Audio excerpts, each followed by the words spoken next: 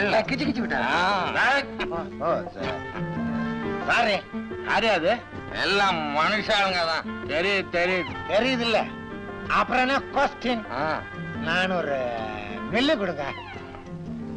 இல்லையாவது பள்ளியாவது இது சாரா கடைன்னு நினைச்சியா? பாரியா பெக்கணக்கா தான் கொடுப்பாங்க. இப்ப மாத்திட்டாங்களா? நீதான் கடை மாறி வந்திருக்கிற. எதையோ ஒண்ணு ஊத்தியா கை கால்லாம் அது பாட்டு கிடந்து கடகடான்னு ஆடுது. மிஸ்டர் பெக், ஒரு பார் ஊத்துங்க. பாரா? என்னையா? யோ 2 கிளாஸ் ஃபுல்லா ஊத்தியா. ஃபுல்லாவா? யோ உனக்கே அத பத்தி காசை நாங்க தர்றையா. என்ன மாடா மனுஷனா? அவனும் மாட்டுக்கு தண்ணி ஊத்துற மாதிரி ஊத்திக்கிட்டே இருக்கிறான்.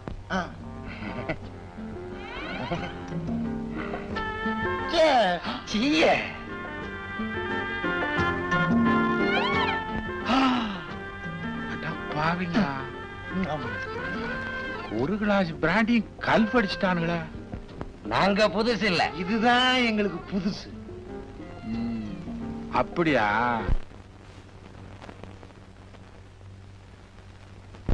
என்னப்பா அதிசயமா இருக்கு? உட்காரு உட்காரு. குடிக்கிறதுல என்ன சின்னவன் பெரியவன்? கொஞ்ச நாளா எனக்கு மனசு சரியில்லை. என்ன? வேதனையை மற. பொண்ணு ஓடிட்டா அவ்வளவுதானே? ஆமா. அதுக்காக இந்த காலத்து பசங்க சின்ன விஷயங்களுக்கெல்லாம் அப்செட் ஆயிடுறீங்க. உங்களுக்கு என்ன சார் கவலை? உனக்கு அவ ஓடிட்டா, எனக்கு இன்னொருத்தி வந்து சேர்ந்துட்டா. இந்த பாரு, குடிக்கிறதுக்கெல்லாம் ரீசன் ஆகுது கத்திரிக்காய் ஆகுது. அனுபவப்பட்டவன் சொல்றேன், குடி, ஆனா அளவோட குடி. இந்த வயசுல ஏன் இந்த விளையாட்டு? நீ வேணும்னா ஒரு பொம்மை எடுத்துக்க, 2 பேரும் சேர்ந்து விளையாடுவோம். பேர வந்தாலும் வந்தான், நீங்களும் ஒரு குழந்தை ஆயிட்டீங்க.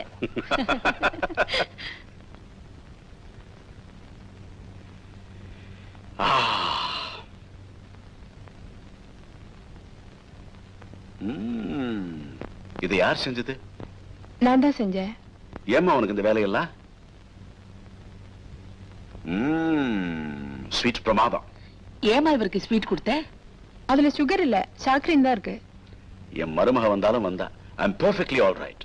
இத்தனை வருஷம் நீ இருந்த, இதெல்லாம் உனக்கு தெரிஞ்சதா? பாத்தியா? அளவுக்கு மீறினா அமிர்தம் விஷம்பா. நினைச்சேன், வந்துட்டேன். ராதா, இவன் என் குடும்ப டாக்டர் சாமிநாதன் பேரு. இவன் எனக்கு வைத்தியம் பார்க்கறவன் மட்டும் இல்ல, என் பெஸ்ட் ஃப்ரெண்டு கூட. கண்ணை விழுந்துரும் போல் இருக்கு. டாக்டர், இனிமே உன் மருந்து வேண்டாண்டா. என் மருமக வந்த சந்தோஷமே எனக்கு போதும். நீ சந்தோஷமா இருந்தாலே போதும். இருந்தாலும் நான் கொடுக்கிற டானிக்க நீ சாப்பிடணும். அது எதுக்குடா? இவன் இப்படித்தான் சொல்லுவான். நான் எழுதி கொடுக்கறத நீ போய் வாங்கிட்டு வந்து கொடு.